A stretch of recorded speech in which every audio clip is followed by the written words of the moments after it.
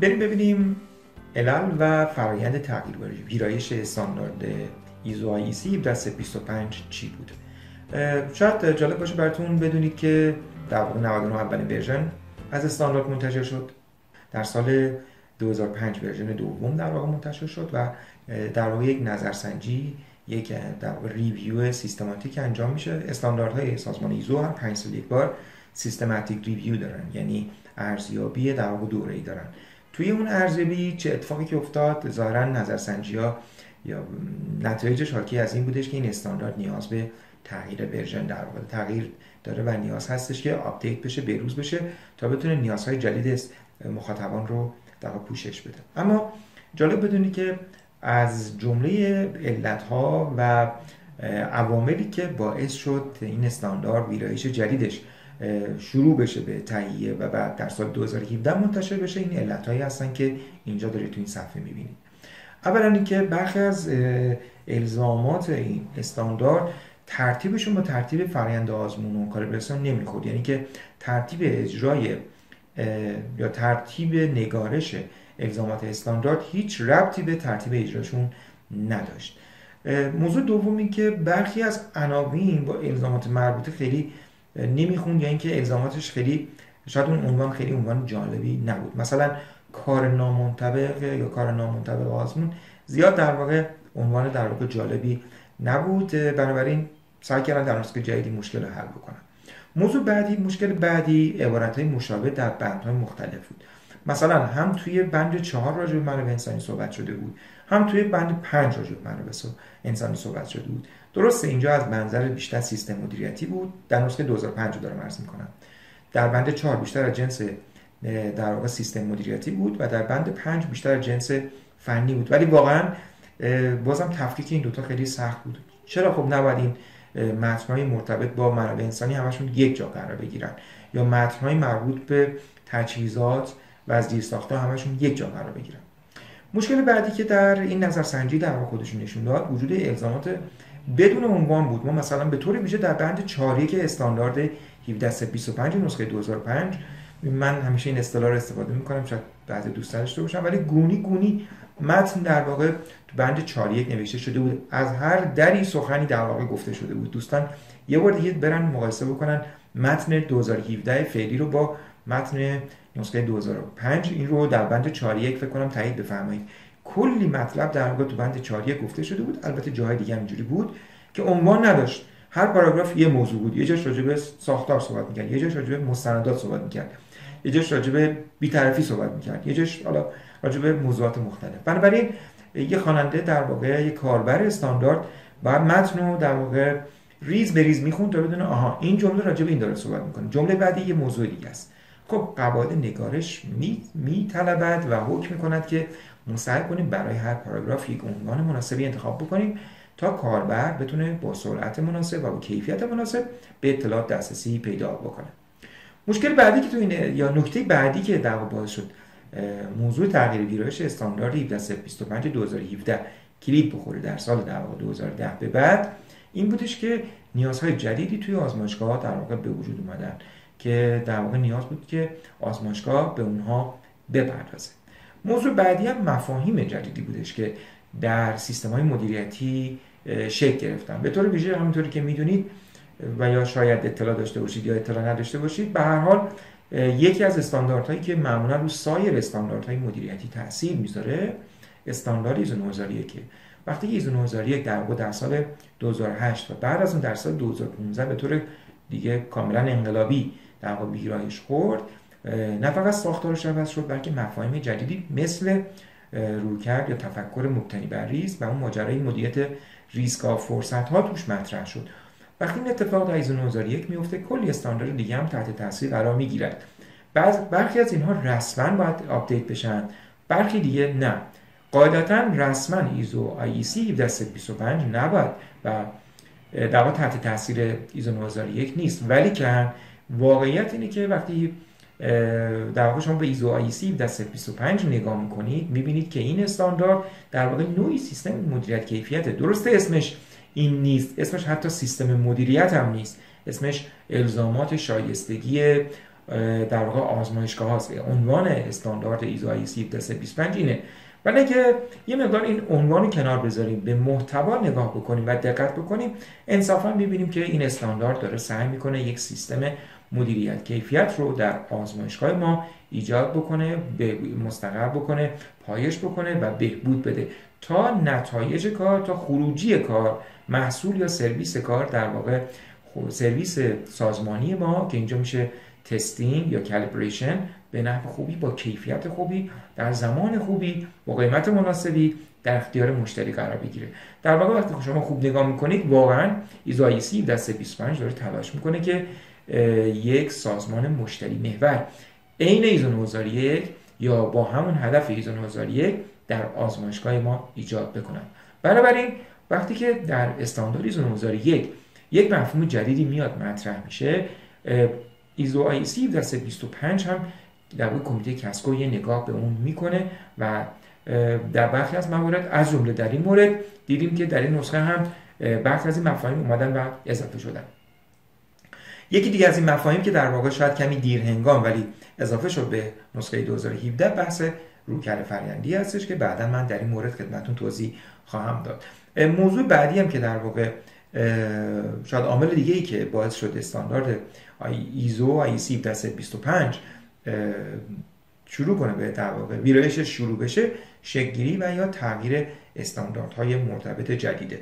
منظورم چی است؟ منظورم این هستش که استانداردهای سری در واقع 17000 که استانداردهای اعتبار بخشی هستن، اونها هم ساختارشون عوض شد. در این حد فاصله در واقع 10 سال اخیر دیدیم که ایزو آی سی 120، ایزو آی سی 121، در واقع 43، 34 اینا یک ساختار 8 بندی پیدا کردن و تنها استاندارد عرض کنم خدمت شما که ایزو 17325 هست یا بود که این ساختار رو نداشت. بنابراین برای اینکه یک مرکز ارزیابی انطباق یا یک مرکز ارزیابی انطباقی که بخواد تو چند حوزه کار بکنه بدون یک سیستم یک پارچه‌ای به وجود بیاره، خیلی خوبه که استانداردهایی که میخواد به کار بگیرن نسبتا هم شکل باشن، هم ساختار باشن.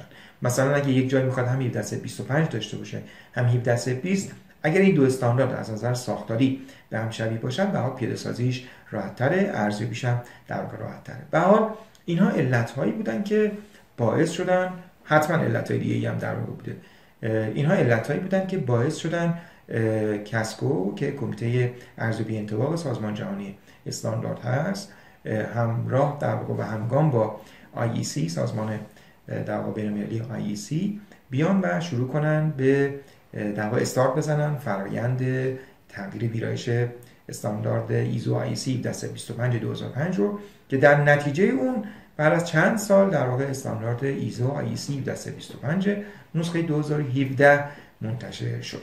شاید براتون جالب باشه که توی اون نظرسنجی که انجام داده بودن از مراجع مختلف در مورد نیاز به تغییر ویرایش، 84% در واقع کشورهایی که توی نظرسنجی شرکت کردن که سال 2014 در واقع انجام شد موافق تغییر ویرایش استاندارد بودن و برخی از مراجع اعتبار بخشی دیگه در واقع همین موافق نبودن، بعضیا مخالف بودن و از جمله اونها توی گزارشی که من می‌دیدم ظاهراً مجموعه داکس در واقع آلمان که مرجع اعتبار بخشی شناخته شده تو کشور ما هست خیلی با تغییر ظاهراً موافق نبوده.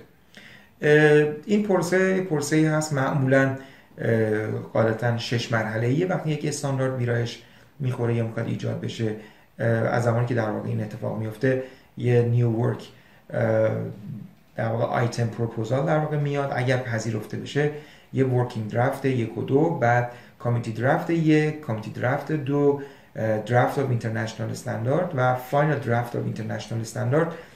در واقع اینا ورژن های مختلف نسخه جدید استانداردن که در واقع تهیه میشن و منتشر میشن در اختیار اعضای کمیته، اینجا که کمیته کسکو است، قرار میگیرن، نظر میدن، نظرات جمع‌آوری میشه و در نهایت نسخه در واقع نهایی منتشر میشه. من با توجه اینکه خودم عضو کمیته متناظر کسکو کشورم هستم شاهد بودم که عزیزان مختلفی از کشور ما هم در این نظرسنجی شرکت کردن و اینجا جا داره تشکر بکنم از کمیته کسکو متناظر کسکو کشور که واقعا خیلی خوب این نظرات رو جمع‌آوری کردن و در اختیار در واقع کمیته کسکو سازمان ایزو قرار دادن که رد پای در واقع کشورمون رو در برخی از تغییرات میشه دید. من شاهد بودم که برخی از این تغییرات شاید نه همون تغییر دقیقاً که ما پیشنهاد دادیم از ایران، ولی ما هم در شکل‌گیری خیلی از این تغییرات نقش داشتیم.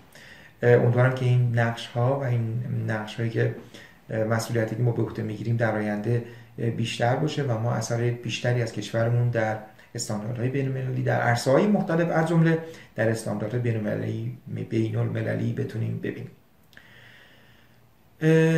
98 کشور در واقع در فرآیند شکل‌گیری استاندارد نقش داشتن و توضیح دادم که در واقع نظرسنجی‌ها انجام شد. 1800 تا کامنت در واقع تا جولای 2017 جمع‌آوری شد و نکات جالبی در واقع تو این نظرسنجی اومده بود که من یک دو تا از اینا رو فقط می‌خوام خدمتتون بگم. یکی از این نکات جالبی که پیشنهاد شده بود این هستش که مثل شرکت بازرسی ما بیایم آزمایشگاه‌ها رو در واقع دسته‌بندی کنیم. می‌دونید که تو شرکت بازرسی ما 3 نوع شرکت بازرسی داریم: نوع الف، نوع ب، نوع ج، نوع A، B، C که بسته به اینکه یک شرکت بازرسی کاملا فقط کار بازرسی انجام میده، خودش بخشی از یک شرکت در واقع تولیدیه و به داخل شرکت مادر در واقع داره سرویس میده، و یا اینکه هم به داخل داره سرویس میده هم داره به بیرون سرویس میده. به این 3 دسته تقسیم میشن. اینو تو ایزو IEC 1720 داریم. پیشنهاد شده بود که برای 1725 هم همین اتفاق بیفته. ما برخی از آزمایشگاه خب داخلی هستن، دارن به شرکت خودشون دارن سرویس میدن. مثلا تو شرکت‌های سیمان ما کلی آزمایشگاه داریم که دارن انواع تست‌های مکانیکی و شیمیایی رو در واقع دارن برای خط تولید خودشون انجام میدن. برخی از آزمایشگاه هستن که به بیرون سرویس میدن، مثل آزمایشگاه مثلا تشخیص طبی یا کل آزمایشگاه حوزه فلز و عرض کنم خدمتتون تکنولوژی و آیتی ما تو کشورمون داریم. اجازه بدید من اسم نبرم ولی فکر کنم میشناسید شما خیلی از اینا رو، که اینا فقط کارشون انجام آزمایش و آزمون برای بیرونه، در واقع به داخل سرویس نمیدن. هستن شرکت‌هایی که در واقع آزمایشگاهی که از هر دو نوعن، یعنی هم به داخل سرویس میدن هم به بیرون. این پیشنهاد شده بود که این اتفاق بیفته و آزمایشگاه به 3 نوع تقسیم بشن که در واقع رأی نیاورد. یه نکته دیگه که اتفاق پیشنهاد شد این بودش که ما بیایم مفهومی به نام اپیل یا درخواست تجدید نظر رو برای آزمایشگاه ایجاد بکنیم، در واقع بیاریم توی ایزو IEC 1725. همونجوری که میدونید ما یا ممکنه مثلا واقعا ندونید ولی برخی از دوستان حتما اطلاع دارن، وقتی که یک مشتری به یک مرکز انطباق مراجعه میکنه، بگیم به یک شرکت گواهی دهنده، به یک شرکت بازرسی، وقتی یک گزارشی دریافت میکنه یعنی یک سرویس دریافت میکنه و یک گزارشی روی اون، خب میتونه در واقع به 2 صورت یه جورایی اعلام مخالفت بکنه. یکی اینکه ممکنه که شکایت بکنه، یعنی کامپلینت داشته باشه. کامپلینت وقتی میگیم یعنی اینکه بگیم مثلا شما به من دیر جواب دادید، مثلا ممیز شما یا بازرس شما به موقع حضور پیدا نکرد یا ادب نداشت یا اینجوری بود یا اینجوری بود. اعلام مخالفت دیگه‌ای که میتونه انجام بده یا روش دیگه‌ای که میتونه اعلام مخالفت بکنه، اعلام مخالفت با نتیجه اون خدمتی که دریافت کرده. یعنی چی؟ یعنی بیاد بگه که من نتیجه این بازرسی رو قبول ندارم، من نتیجه ممیزی رو قبول ندارم، اصطلاحاً اپیل کنه، درخواست تجدید نظر کنه. پیشنهاد شده بود که توی آزمایشگاه این کارو در واقع اجازه بدیم اتفاق بیفته، یعنی مشتری بتونه به نتیجه آزمون هم اعتراض بکنه و در واقع مفهوم اپیل رو وارد ایزو IEC 1725 بکنیم که این هم رأی نیاورد. حالا اینکه چرا رأی نیاورد و چی شد و چه بحثایی اتفاق افتاد فکر می‌کنم خیلی به کار ما الان مرتبط نباشه، ولی خوبه که در واقع بدونید که یه همچین مفاهیمی مطرح میشه در زمانی که استاندارد میخواد ورژن بخوره و بحث‌های مختلفی میشه و با استدلال‌های مختلف و رأی‌گیری‌های مختلف نتیجه‌گیری میکنن که یک مفهوم رو توی استاندارد قرار بدن یا قرار ندن.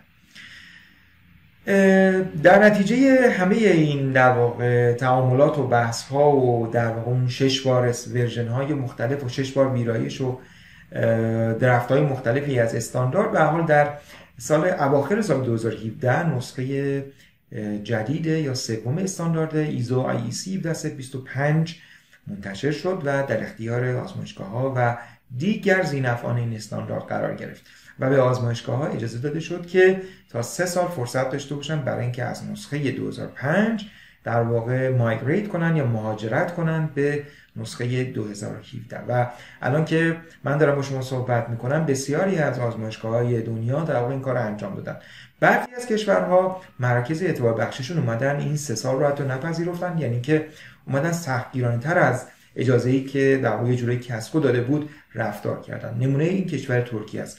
به محض اینکه استاندارد ایزو 13325 2017 منتشر شد، با توجه به یک تعداد از آزمایشگاه‌های ایرانی تحت اعتبار این مرکز اعتبار بخشی بین‌المللی داره کار میکنه و دعوای اعتبار بخشی شدن، ما ایمیلی دریافت کردیم از تورکاک که شما 1 سال فرصت دارید از الان که در واقع مهاجرت کنید به نسخه 2017 و از یادم میاد فکر کنم از سپتامبر 2018 تقریبا این بود، گفتن که ما دیگه بر اساس نسخه قبل ارزیابی رو انجام نمیدیم. کشور ما در واقع خب کمی دیرتر اقدام به این کار کرد و مرکز ملی تایید صلاحیت ایران با در واقع زمان در واقع دیگری با فرصت در واقع بیشتری به آزمایشگاه کشور داد تا بیان مهاجرت کنن از نسخه 2005 به نسخه 2017. الان که دارم باهاتون صحبت میکنم که انتهای در واقع سال 2020 الان هستیم، عملا این فرصت 3 ساله به پایان رسیده و دیگه به هیچ وجه در هیچ جای دنیا امکان ارزیابی بر اساس نسخه 2005 وجود نداره و همه آزمایشگاه باید بر اساس نسخه 2017 سیستمشون رو در واقع بروز کرده باشن و همه مراکز اعتبار بخشی هم و ارزیابی هم بر اساس این نسخه دارن ارزیابیشون رو انجام میدن.